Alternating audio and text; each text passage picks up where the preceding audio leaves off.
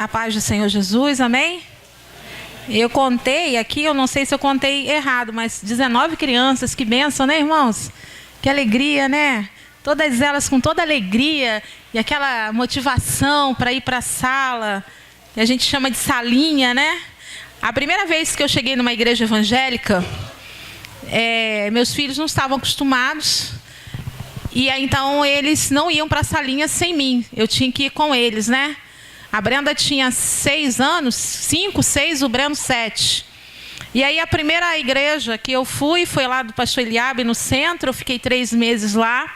E aí depois eu fiquei sabendo que tinha congregacional do pastor Marcos aqui, eu morava no Morro da Cruz. E aí quando eu cheguei lá, o professor era o tio Jefferson.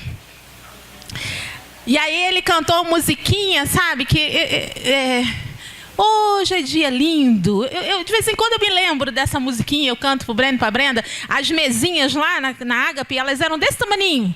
E aí o Jefferson, né, sempre foi grandão, né? E aí ele sentava, e era aqueles banquinhos assim, bem, né, bem simplesinho, tudo muito simples.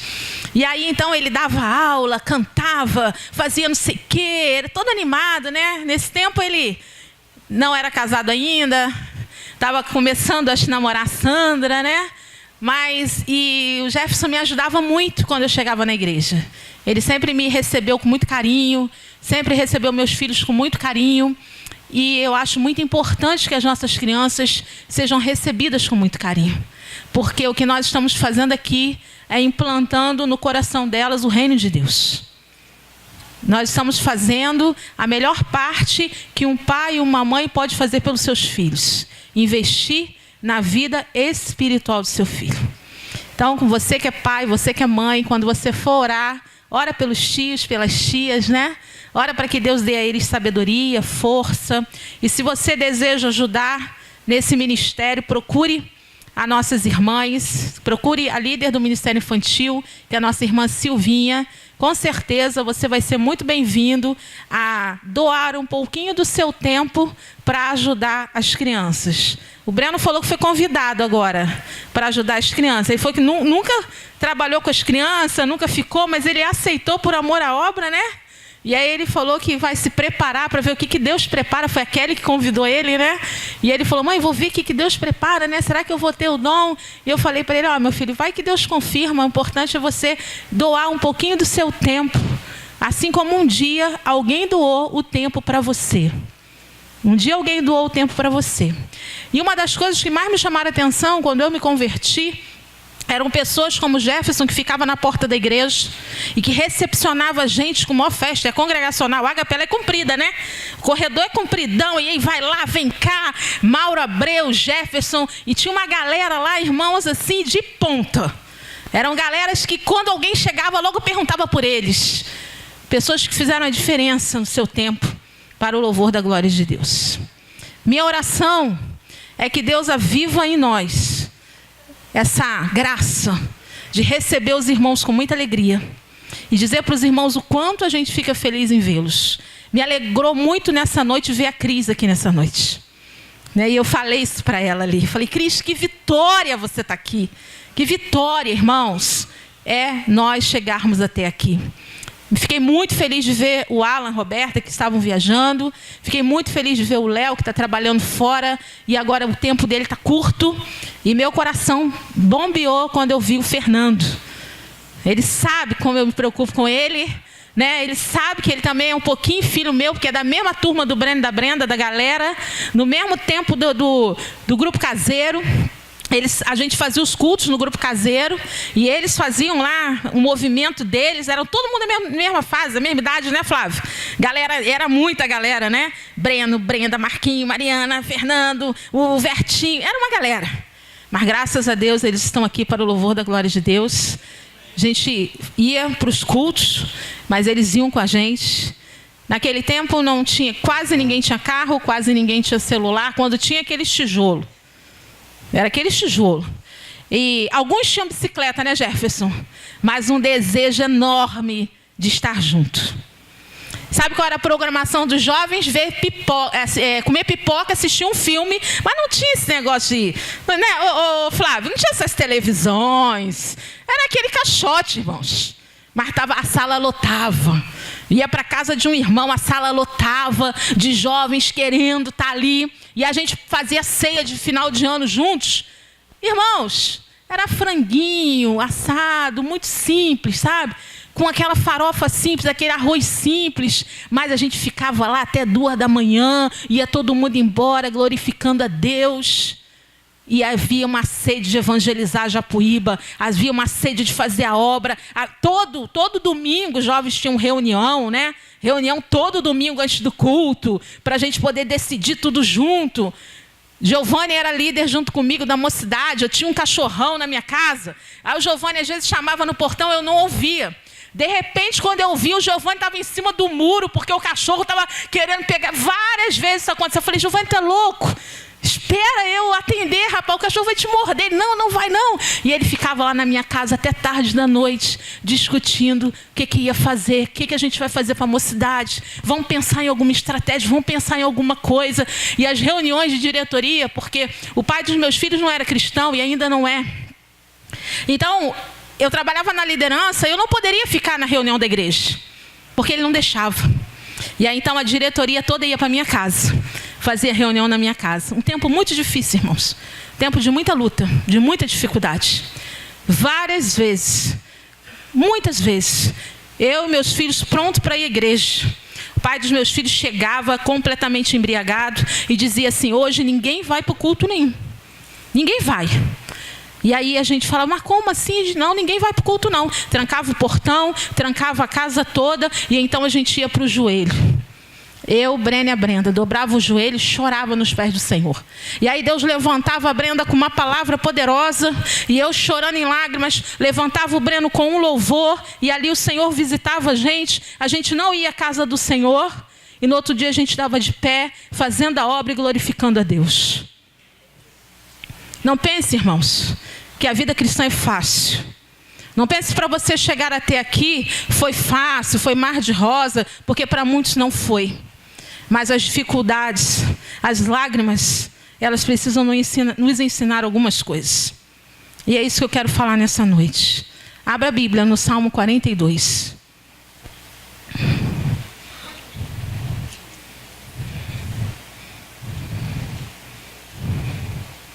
Gostaria de que você colocasse de pé para fazer essa oração comigo.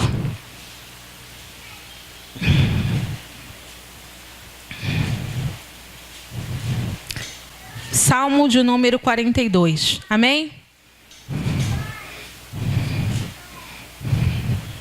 Diz assim a palavra do Senhor. Como a corça anseia por águas correntes, a minha alma anseia por ti, ó Deus. A minha alma tem sede de Deus, do Deus vivo. Quando poderei entrar para apresentar-me a Deus? Minhas lágrimas têm sido o meu alimento de dia e de noite. Pois me perguntam o tempo todo, onde está o seu Deus?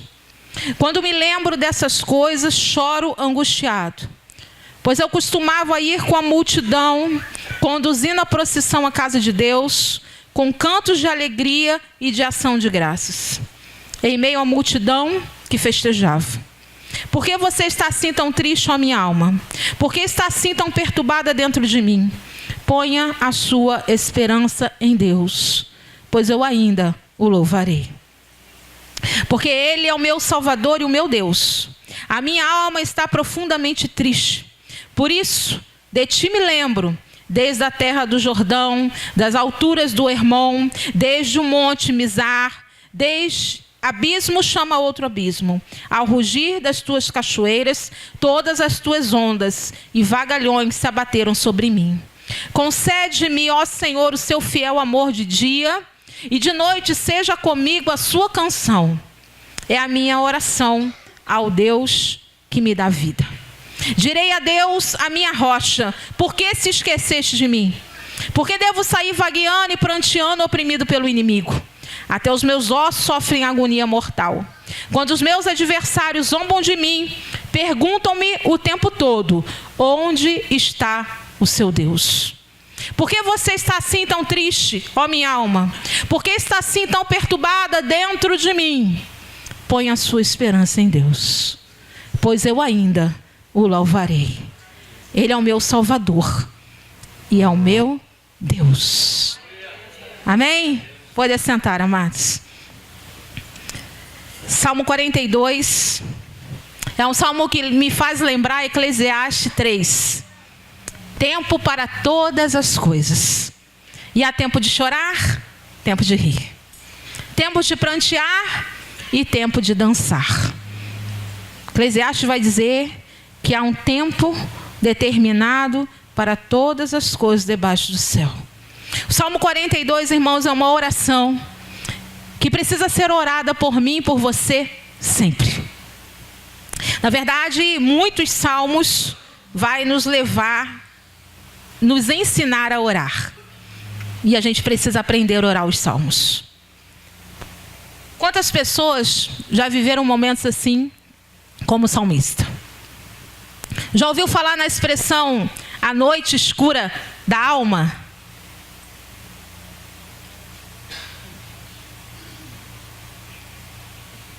Noite escura da alma fala daqueles momentos tristes que eu e você já passamos, ou estamos passando, ou ainda vamos passar.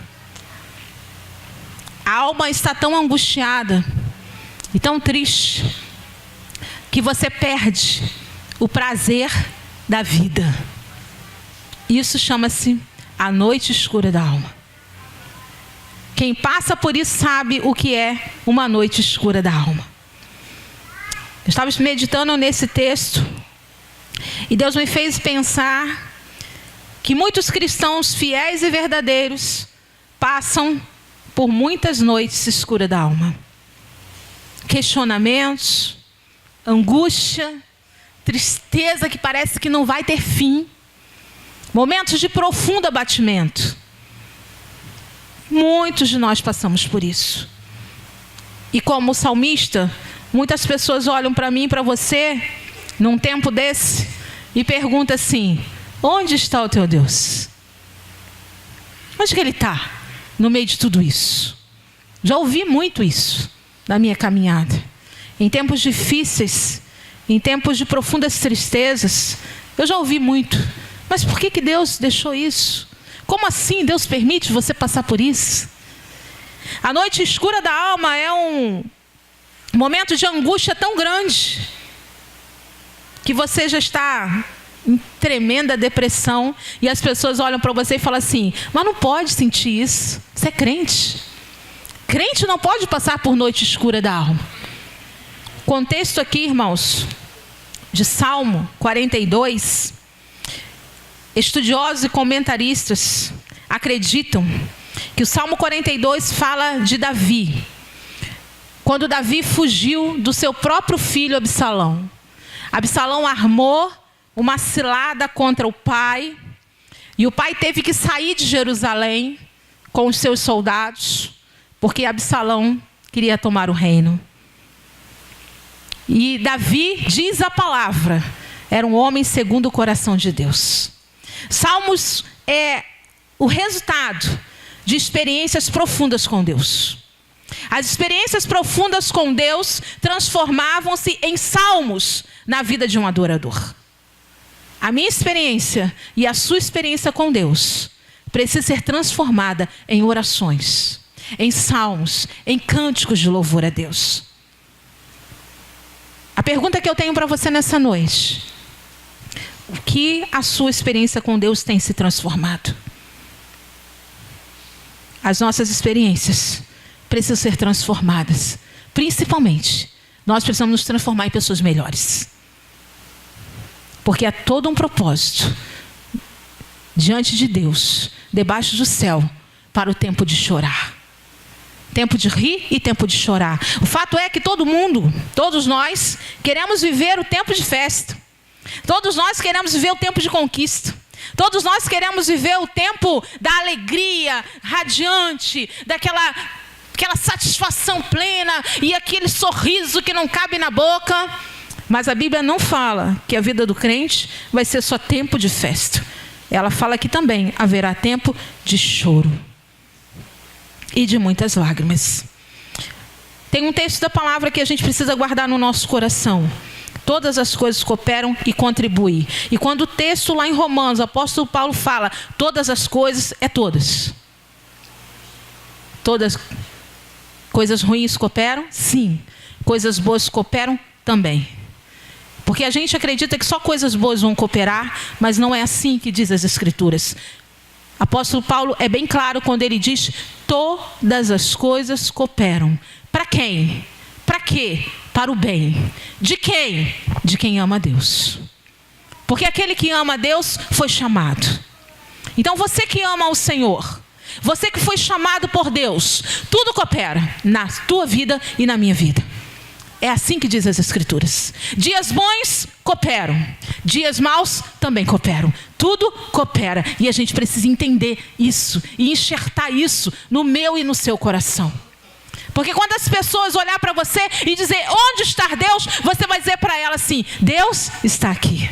Tudo coopera para o meu bem, porque eu amo a Deus. Eu amo Deus. E eu creio que eu fui chamado por Deus. Eu creio que eu sou um escolhido de Deus. Não fui eu que escolhi estar aqui. Foi o Senhor quem me escolheu.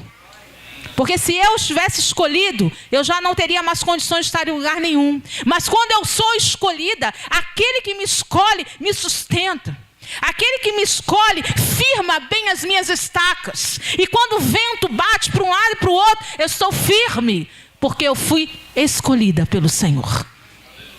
Não foi uma escolha minha. Essa escolha partiu do coração de Deus. Por quê? Porque eu sou bonita? Porque você é bonito? Porque você é simpático? Porque você tem boa palavra? Porque você louva bem? Não! Porque Ele nos ama. Ele nos ama. E eu amo, por quê? Porque Ele me amou primeiro, diz a palavra. E é por isso que eu amo o Senhor.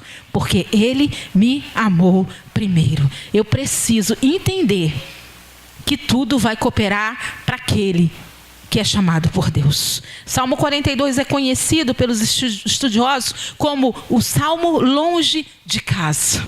Porque Davi, o salmista aqui, ele está longe de Jerusalém. Ele está longe da casa dele.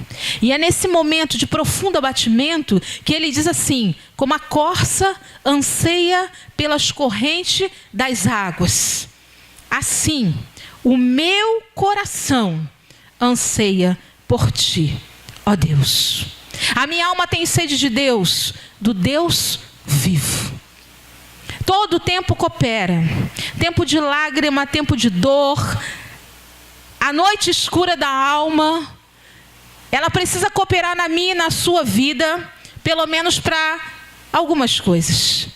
E aqui no Salmo 42, esse momento que o salmista vive, esse momento que ele passa, que ele enfrenta, coopera, pelo menos, para ele entender o quanto ele depende de Deus.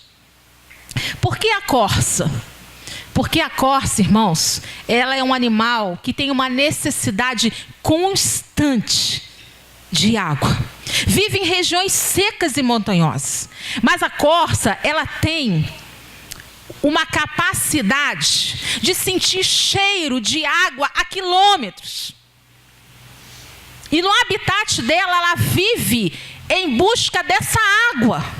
É em busca dessa água que ela precisa, porque ela precisa dessa água para sobreviver. O salmista aqui, quando ele fala assim como a corça, Deus, assim como ela sente cheiro a quilômetros de distância, assim como ela vai em busca da água, porque sem água ela não vai sobreviver, assim sou eu, Deus. A minha alma tem sede de ti, eu entendo que sem o Senhor eu não sou nada. Eu entendo a minha total dependência do Senhor.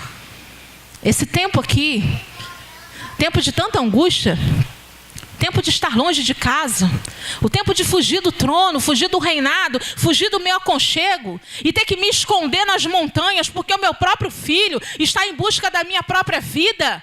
Para pensar nisso, irmãos, que luta, que angústia, que tristeza. Mas foi nesse tempo em que o salmista reconhece que, como a corça anseia pelas correntes das águas, sente cheiro a quilômetro. Ah, Deus, eu dependo do Senhor.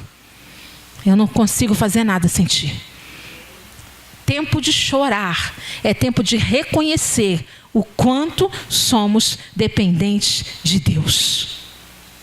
Não é na nossa força, não é na nossa inteligência, não é na nossa capacidade humana, não é na nossa desenvoltura, mas é em Deus. E o salmista ele vai dizer o seguinte: quando é, Senhor, que eu vou poder me apresentar na tua casa? Quando poderei entrar na tua presença? O salmista foge de Jerusalém. Esse aqui é um tempo onde a Arca da Aliança está em Jerusalém.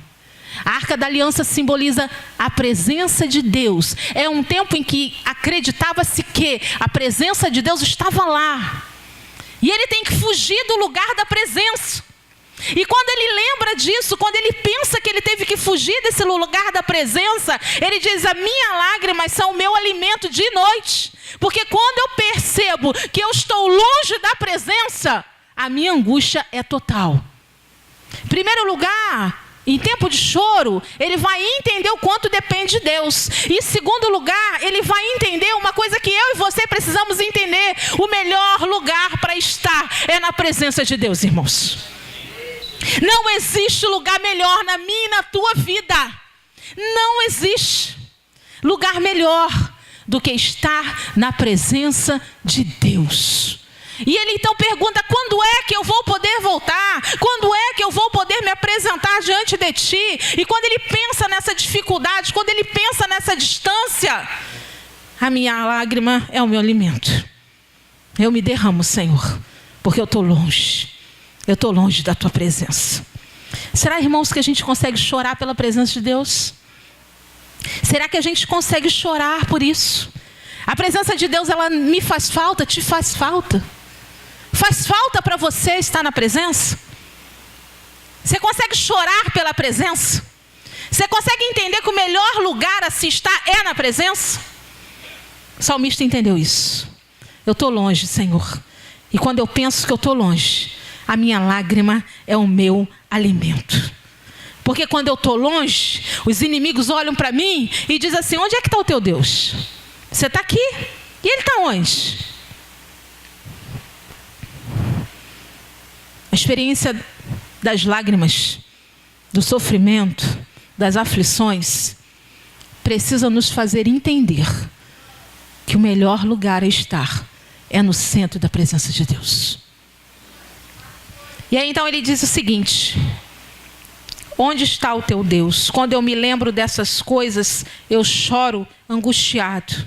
Pois eu costumava ir com a multidão, conduzindo a procissão à casa de Deus, com cantos, com alegria, com ações de graça. Em meio à multidão eu festejava. O salmista lembra da vida dele de culto ao Senhor. E quando ele lembra de tudo isso, ele se angustia, porque ele não está mais vivendo isso. Querido, que Deus possa trazer para mim, para você, uma saudade enorme de estar na presença dele, a ponto dessa saudade nos angustiar.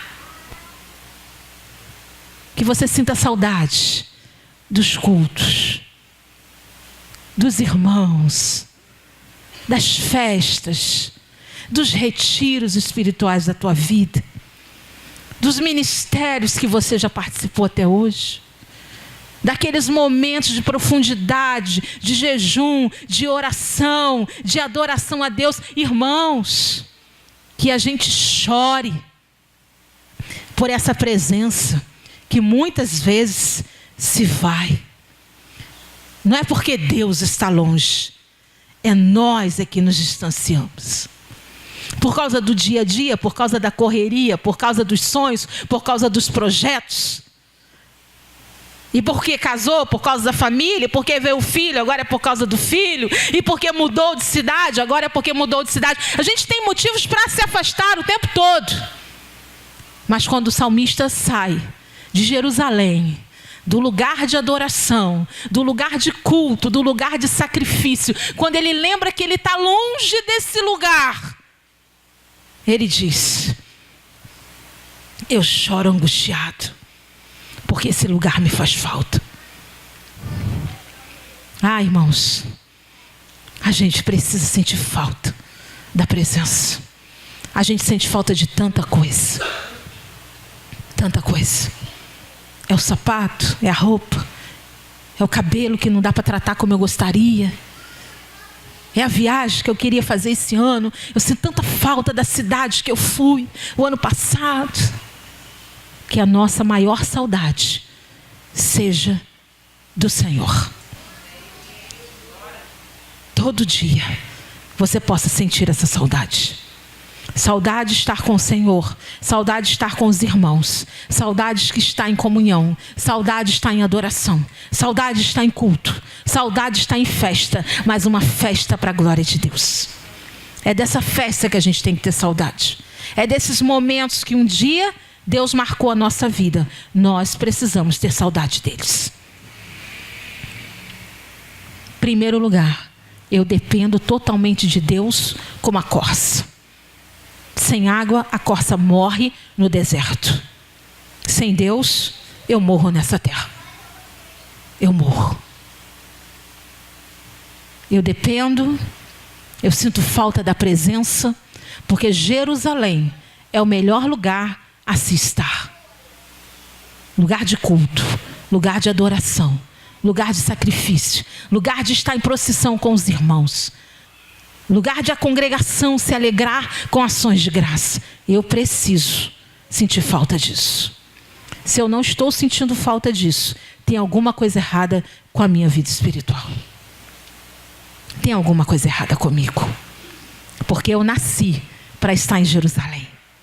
Deus me escolheu e te escolheu para estar em festa no meio da congregação. Eu preciso entender que eu dependo. Eu preciso entender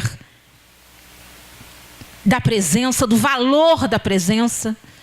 Quanto a presença de Deus me faz falta. O quanto ela é valorosa, o quanto ela é preciosa. O quanto nada se compara a ela. Nada, nada. A presença de ninguém vai se comparar à presença de Deus. Nada vai se comparar à presença do Senhor na minha e na tua vida. E a minha alma está abatida. E quando a minha alma está abatida, o salmista, ele mesmo diz para a alma dele. Já passou por isso, irmãos? Já passou pela noite escura da alma, em que você tem que falar para você mesmo reagir. Você tem que se olhar no espelho e falar para você mesmo: reage, levanta a cabeça e anda mais uma milha. É isso que o salmista teve que fazer. Em meio ao conflito da sua dor, da distância de Jerusalém, da distância da presença, se sentindo como uma corça desesperada em busca da água. Desesperada. E ele diz: por que está abatida a minha alma? Angustiada, porque minhas lágrimas são meu alimento. Por que você está abatida a minha alma? Espere em Deus, porque eu ainda o louvarei.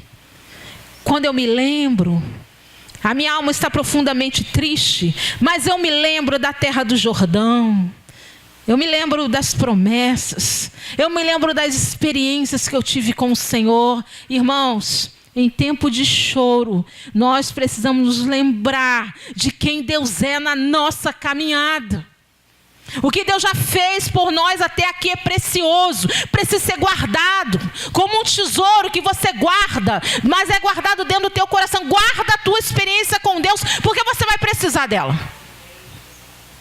E aí no momento de angústia e de tristeza, ele diz para a alma dele: espere em Deus, minha alma, espere em Deus, porque eu ainda o louvarei, eu ainda volto para Jerusalém.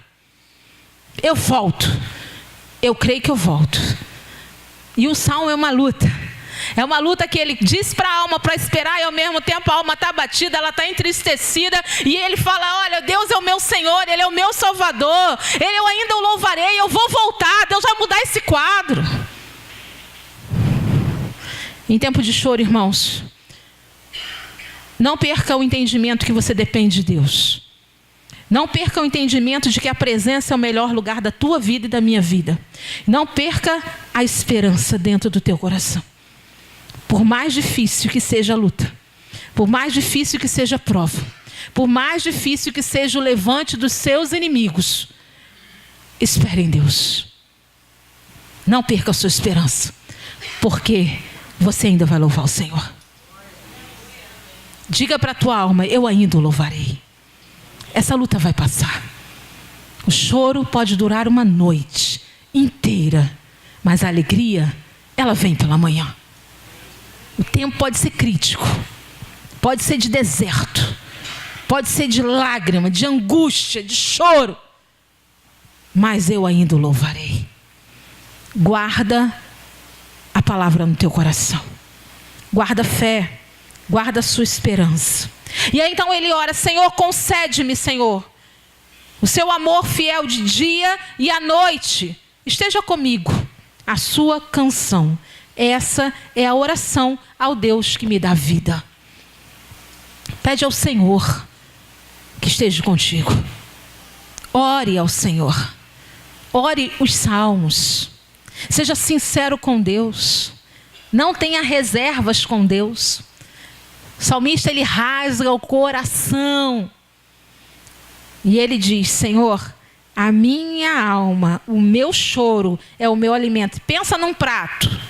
Pensa num prato de comida. E olha para ele, só tem lágrimas. Lágrimas. Esse é o prato do salmista nesse tempo. Lágrimas. Porque o momento era crítico. Era difícil. A dor era angustiante. Uma coisa é quando os inimigos se levantam lá fora. Difícil é quando eles se levantam dentro da sua própria casa, do seu próprio clã. Fica mais difícil. Mas todas as coisas cooperam e contribuem para o teu bem. Porque em tempo de choro, você vai ter as maiores experiências com Deus da tua vida. Com o Senhor da tua salvação. Direi à minha rocha: por que se esqueceste de mim, Deus? Tem momentos que a gente ora dessa forma: Senhor, o Senhor esqueceu? O Senhor se esqueceu de nós? Senhor, que luta é essa? Mais uma vez, essa peleia, essa batalha. Deus não se esquece dos seus. Deus jamais vai se esquecer de você. Espere em Deus. Você ainda vai louvá-lo. Você ainda vai glorificar o nome do Senhor. Você ainda vai levantar dessa situação e vai dizer: só o Senhor é Deus, só Deus é o Senhor. Hoje eu quero dar um culto de ações de graça, irmãos. Porque há um ano atrás eu passei uma luta muito grande na minha vida, sabe? Eu passei por uma luta tão grande, por um levante tão grande contra a minha casa, que eu fiquei 2 dias de cama, 2 dias sem comer e só chorando. E eu chorei tanto, que eu não conseguia levantar. E aí eu pedi ajuda. Eu liguei para a Jeane. E eu contei para ela o que estava acontecendo. E Deus usou ela. E ela falou para mim: levanta a tua cabeça. Faz um propósito de jejum pela tua vida. Agora. Eu vou fazer contigo. Deus vai te dar vitória. Você vai levantar dessa prova. E o Senhor vai se manifestar. A glória de Deus vai se manifestar. E ela começou a orar. E começou a falar. E ela começou a trazer a minha memória. E ela disse: quantas coisas você já passou até aqui. E o Senhor te deu vitória. Levanta a tua cabeça. Sai dessa cama. Pelo telefone. Sai dessa cama. A cama não é o teu lugar. Porque foi algo tão forte. Tão forte. Que entrou dentro do meu coração. Que me deixou prostrada. Eu só chorava, irmãos. 2 dias eu só fui ao banheiro, eu não comi nada. E aí então, a irmã me ajudou. A gente precisa lembrar, sabe, irmãos, que sozinho a gente não chega em lugar nenhum. E a gente precisa de pessoas para nos ajudar. E aí então nós oramos, eu fiz um propósito com o Senhor, para que Deus me fortalecesse. Eu fiz um propósito de jejum pedindo força ao Senhor. Para que ela disse: você é soldado, levanta e guerreia. E aí então eu pedi: Senhor, então me dá força e traz de volta as armaduras do Senhor, porque eu vou guerrear.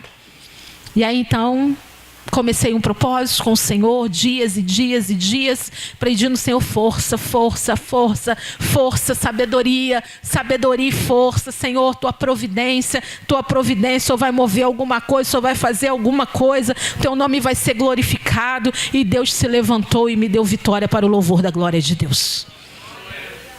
Tempo de chorar é tempo de você reconhecer o quanto você precisa de Deus para levantar dessa cama.